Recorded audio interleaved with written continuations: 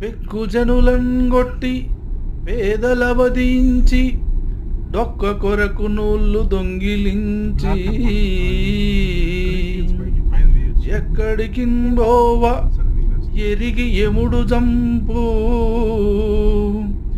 ఎక్కడికి బోవ ఎరిగి ఎముడు జంపు విశ్వదాభిరామ వినురవేమా.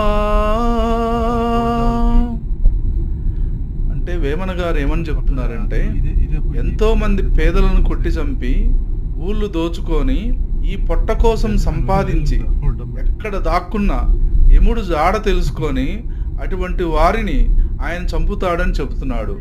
అంటే ఎవరైతే కండబలం ఉందని విర్రవీగి అమాయకులను పేదవారిని శక్తిహీనులను కొడతారో అటువంటి వారిని యముడు చంపుతాడు అన్నమాట.